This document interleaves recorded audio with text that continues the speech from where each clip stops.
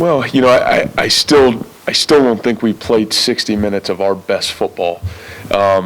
And that's where we want to get to, because we want to get to that point where we have the ability to execute and play our best consistently for 60 minutes. And I'm realistic. I know it's never going to be perfect, but there's things that we can continue to control and continue to get better at. And we need to, and we got two great opportunities to do that. You talk about stringing things together.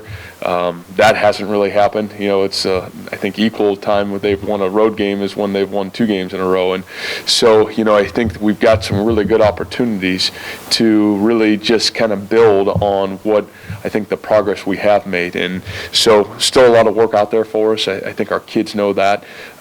Kind of challenged ourselves a little bit yesterday, and where can we go? And obviously we only got 2 weeks guaranteed left to get a lot of work done, and I think we all look forward to that challenge. Yeah, I just think it's hard to tell. I think a lot of what David has done is certainly a credit to his process and work ethic. I really appreciate his detail and maturity for a really young player to understand that it's more than just carrying the football, and I think he's really worked hard at studying the game of film and being locked in, and I think that's been a real positive. And again, we've got really good players at that position. That's a thing that we even said on Sunday, that you get a chance to watch David play, but Mike had a couple good runs. He's still dinged up. It'll be really good to get him back healthy.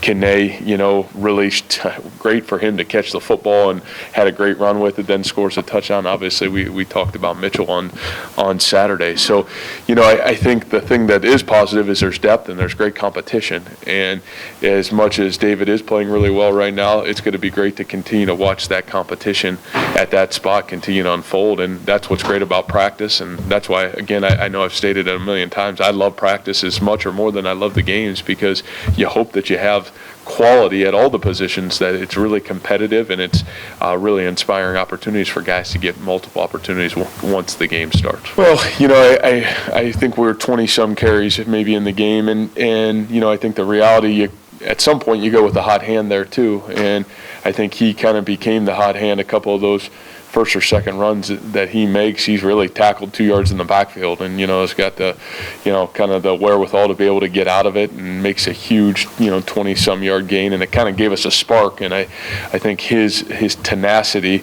that he was running with on Saturday really kind of led to say, man, we got to keep giving the guy that's really running the ball well, keep giving him the ball. And that doesn't take a whole lot of coaching genius to be able to do that.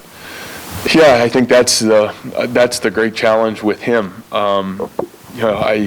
You love his competitiveness, number one. I think you said, what's his best trait? He's a competitor. He's really competitive. I think number two is the ability to get rid of the football. So what do? Do you blitz and try to bring an extra hat? But I think he's so crafty and he's so skilled, and this is obviously a great credit to Cliff and what he's done with their quarterbacks there, is he knows where his answers are before the play even develops. So I think the reality of it is you got to really mix and match what you do.